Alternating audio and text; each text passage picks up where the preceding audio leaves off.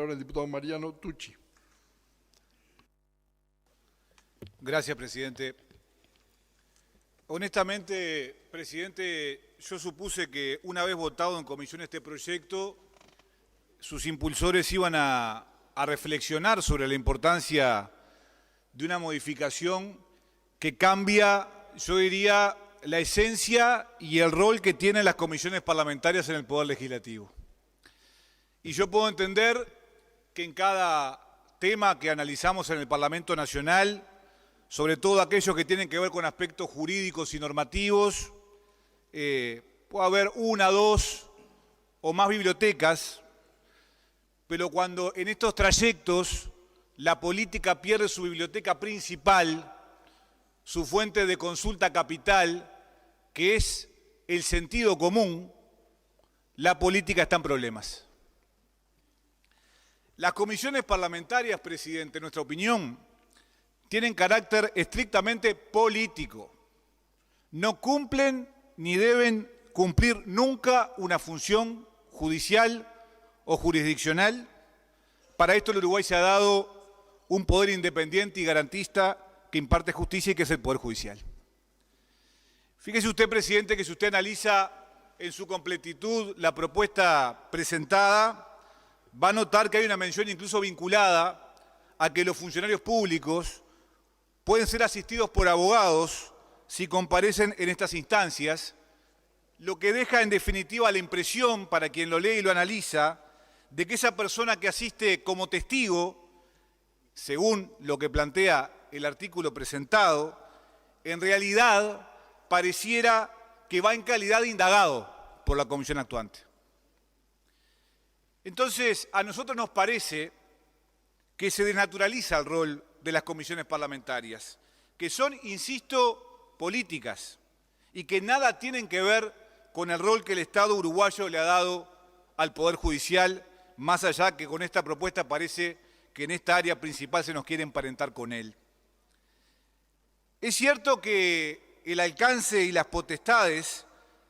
de las actuaciones de las comisiones investigadoras, como decía recién el miembro informante, han suscitado en esta casa acalorados debates políticos.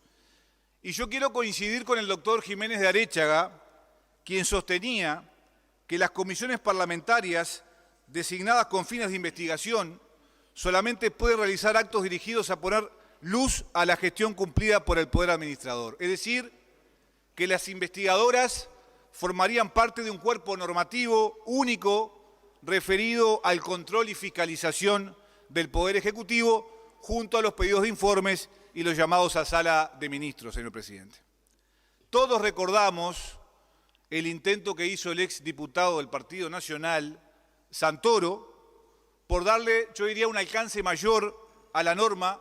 donde las definiciones que se establecían excedían largamente el alcance de las prácticas tradicionales del Parlamento Nacional en materia de comisiones investigadoras. Porque, entre otras cosas, el proyecto, como se decía, las dotaba de poder jurisdiccional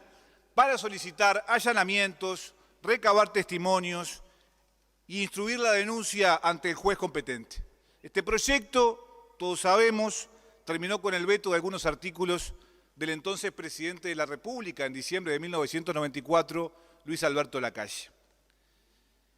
Pero además, siguiendo con el relato de lo que sucedió en comisión, o comenzándolo, porque es importante que la Cámara lo conozca, hay dos razones más que nos empujan a votar negativamente. La primera tiene que ver estrictamente, presidente, con el procedimiento que se empleó para el tratamiento del tema, que fue, en mi opinión, lesivo respecto al derecho que le asiste a cualquier legislador o legisladora de poder consultar a los organismos que tienen la especialidad en los temas que se abordan o simplemente a los asesores que nos asisten recurrentemente aquí en la propia Cámara de Diputados. Porque yo puedo entender la necesidad de dar un proceso de discusión sumaria en situaciones especiales como la pandemia, por ejemplo. Ahora, no en estos temas donde honestamente nadie nos corre ni nos apura, salvo que haya intereses que yo desconozco, presidente. Porque además se llega a sala con este proyecto donde se sabe que no hay mayorías para que se apruebe. Entonces, ¿cuál es la lógica del planteo de fondo? Y la segunda razón tiene que ver con la reformulación de un artículo en solitario de una ley que tiene 39 artículos más, sin el contexto del resto del cuerpo de la norma y sin una mirada más profunda de la ley, que no tengo la menor duda de que debe de ser modificada, pero no de la manera que se propone hoy. Y yo quiero hacer una consideración general que es parte del paisaje diario del Parlamento Nacional. La falta de modificación contextual de las normas en general es una costumbre que está, yo diría, materializada en algunos actores de la coalición de gobierno desde el día 1, no en todos, aclaro, en algunos. Y permanentemente en esta casa, presidente, nos encontramos con modificaciones legislativas parciales y parcializadas, sin un estudio concreto del impacto en la normativa en general, en términos generales, y en la norma específica, en este caso de la ley 16.698, que regula el funcionamiento de las comisiones parlamentarias en sus diferentes clasificaciones. Por otra parte, yo pienso que este tipo de cambios, presidente, tienen que tener acuerdos mínimos. No pueden ser el fruto de una embestida irracional porque ocasionalmente tengo los votos para hacerlo en comisión, en este caso, veremos si lo tienen en el plenario. Y la modificación parcial que está planteada es perjudicial porque se trata de una norma que fue amputada de su proyecto original y por tanto posee inconsistencias internas que han sido advertidas y además lo hemos vivido nosotros mismos en la aplicación práctica de la norma en las comisiones investigadoras fundamentalmente. La modificación de un artículo aislado, sin analizar el contexto, tiene riesgos y más que riesgos yo creo que es una irresponsabilidad, señor presidente. Mucho más a la luz de situaciones que hemos presenciado en los últimos tiempos, donde, por ejemplo, en el marco de comisiones investigadoras, en el trayecto se ha cambiado el estatus de una persona que funge como testigo al de investigado, por lo menos de manera pública, cuando se comunica, y por tanto la obligación de comparecencia propuesta afecta a la libertad individual. Y por otra parte, presidente, resulta preocupante una de las afirmaciones que se hace en el informe en mayoría que expresa textualmente: debe señalarse que la no obligatoriedad de la comparecencia expone al funcionario compareciente cuyo jerarca es investigado, desalentando así su colaboración con la comisión, porque con esta modificación el funcionario, presidente, se vería compelido a comparecer y afectaría su libertad de no comparecer en casos en que puede verse incluso amenazado por su jerarca. Es decir, se reconoce en el informe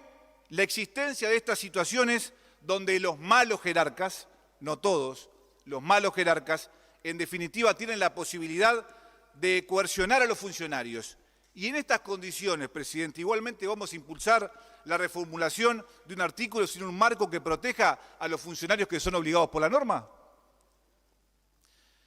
Porque el funcionario va a estar obligado a declarar contra su jerarca y lo va a hacer sin resguardos ni garantías, lo que resulta, en nuestra opinión, extremadamente peligroso porque estamos cansados de escuchar, como usted bien sabe, a funcionarios públicos en todos los periodos de gobierno, en todos, que han sido perseguidos y sumariados en sus organismos. La Cámara tiene que tener conocimiento, presidente,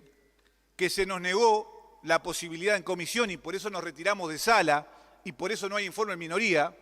la posibilidad de consultar, por ejemplo, a la Oficina de Servicio Civil, a ver qué piensa sobre este proyecto. Se nos impidió la posibilidad de consultar a la jurídica de la propia Cámara de Representantes, porque el argumento de fondo era que como el Frente Amplio no tenía, digamos, objeciones de fondo a la norma, entonces se nos vetaba la posibilidad de hacer las consultas que eran necesarias. Yo creo que son razones más que suficientes las que hemos expresado, presidente, para recomendar a la Cámara la no votación de este proyecto de ley. Muchas gracias.